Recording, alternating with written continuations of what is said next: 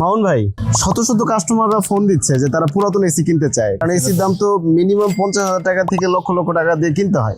তো আমরা কি এটা করতে পারি যে একটা ভিডিওর মাধ্যমে সবাইকে জানিয়ে দিতে পারি? তাহলে খুব ভালো হয় আমার মনে হয়। তো চলেন তো আমরা ভিডিওটা বানায় ফেলি দ্রুত। তো চলেন। পুরাতন এসি কেনার ক্ষেত্রে সর্বপ্রথম যে জিনিসটি দেখবেন সেটি হচ্ছে এসির আউটলুক।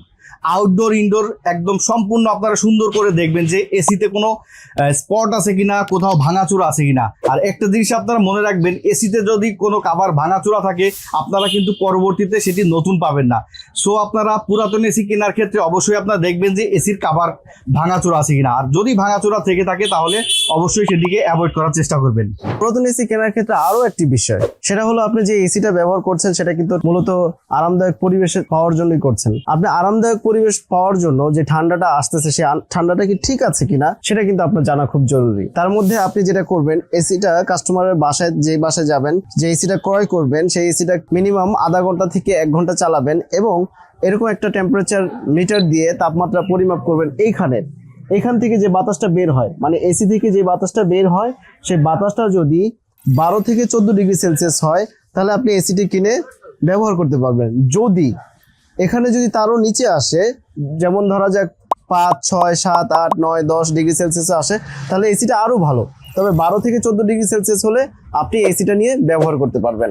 অতএব এসির তাপমাত্রা চেক করে নেওয়া এটা আপনার জন্য খুব জরুরি। পুরাতন এসি কেনার ক্ষেত্রে আপনারা আরেকটা জিনিস খুব গুরুত্ব সহকারে দেখবেন, সেটি হচ্ছে এই এসিতে লিকের কোনো হিস্টোরি আছে কিনা বা লিক রিপেয়ার করা হয়েছে কিনা।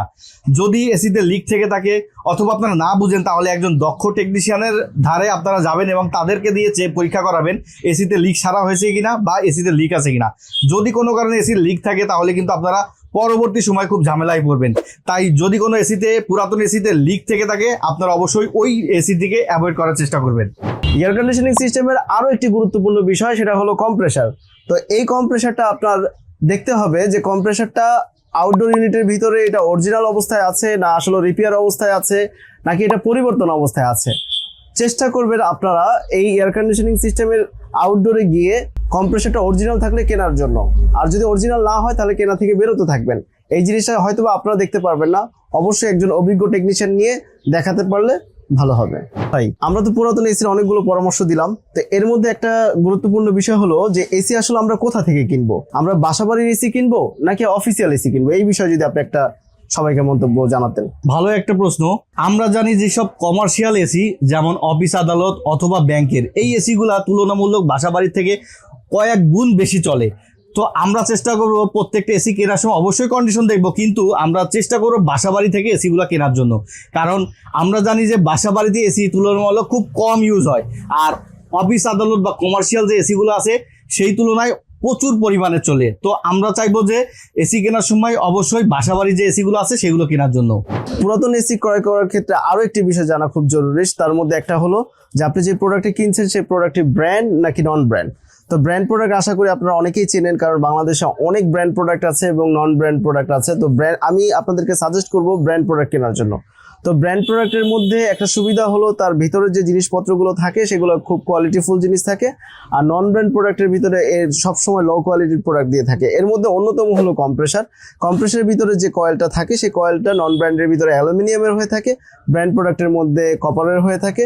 এবং এর ভিতরে যে ইভাপোরেটর এবং কন্ডেন্সার থাকে সেই কন্ডেন্সার এবং ইভাপোরেটর যে টিউবগুলো থাকে, নন ব্র্যান্ডের গুলো লো কোয়ালিটি থাকে এবং ব্র্যান্ডের গুলো হাই কোয়ালিটি থাকে।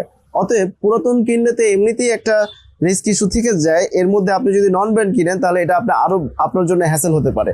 তাই নন ব্র্যান্ড প্রোডাক্ট এড়িয়ে চলুন। জামাল ভাই, আপনার কাছে শেষ একটি প্রশ্ন, সেটি হচ্ছে পুরাতন এসি কেনার ক্ষেত্রে আমরা কি ইনভার্টার এসি কিনবো কিনা, আর যদি কিনি তাহলে আমরা কি দেখে কিনবো, যদি একটু ক্লিয়ার করতেন। ধন্যবাদ মামুন ভাই।